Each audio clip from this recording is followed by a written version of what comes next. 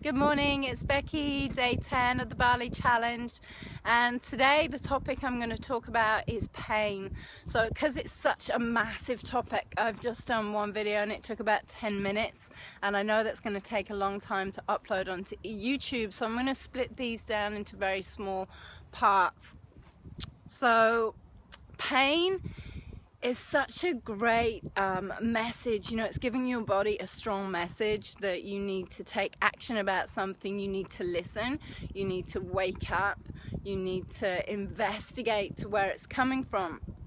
In Western medicine, coming from a nursing background, we tend to look at the, what's the pain, let's deal with the pain, let's minimize the symptoms so the patient, feels less discomfort, to make them more comfortable, and that's awesome. But then we also need to dive in deeper. We need to see, well, okay, they're feeling pain, but where is it coming from? The pain is just the effect, it's not the symptom.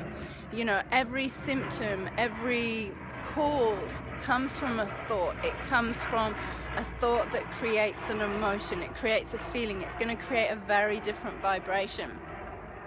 It could also be like if you have, so there's two different types of pain we look at in Western medicine.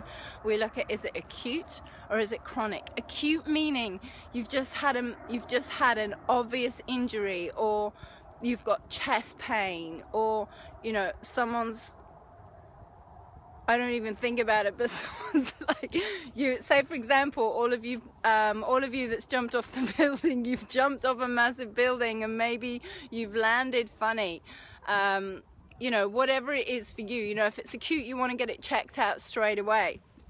You want to get it addressed so you can manage it. But then if you've got something that's been going on over time, something that's on a chronic level, it's coming up day and day again, it's giving you a strong message. You need to listen.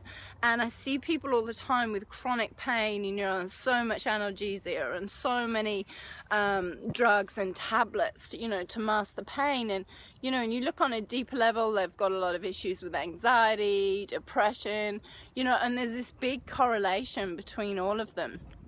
And we're not actually healing, we're not actually addressing it on a deeper level, on a metaphysical level. So from experience, I used to have a lot of pain in my body. I used to have pain in my left leg. I had arthritis, diagnosed at 30 years old, and now I don't have arthritis in my body. If I have pain in my knee, often what I do now is I'll rewind. I'll see it what I'm having resistance with in my life. So it can also be on a metaphysical level, on a deeper level. It may be something you're not addressing on an emotional level. So knees, as the beautiful Elizabeth Hay talks about, are to do with the ego. So if I know if I'm having resistance with my ex-husband, or a female in my life, then it will show up on different sides of my body. As what I was mentioning the other day, we have a masculine and we have a feminine side, right? So from a yogic perspective as well, I think pain is often the last thing that shows up. It can be referred, when we're working with the body, all the body therapists and yoga therapists, or anyone that works with the body directly, with people, what we find is, the pain is the last thing that shows up. It's obviously coming from something else. It's showing us maybe something that's out of balance, and the pain is there to go, wake up, are you listening? We don't listen, we keep masking it, so it's going to get bigger and bigger, it's going to get stronger and stronger, more in your face, until finally you go, okay, I need to shift something. Maybe it's me that needs to shift, maybe it's me that needs to get out the way of me, right? So there's so many different levels. It's such a broad topic, so cramming it into nearly up to 5 minutes now does not give it justice. I think pain is a great message, of telling you, what needs to shift, or maybe, it's just, I love the quote, pain is just fear leaving the body. So it's going to be different depending on different people. You're going to have a different perception. You're going to have which is going to create a very different experience in the body, right? We've also got different life experiences, so that will create a very different perspective.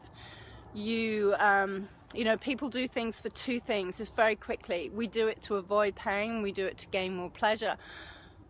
We tend to do the first thing, so we tend to do it to avoid pain. So pain can be your greatest drive, your greatest motivation.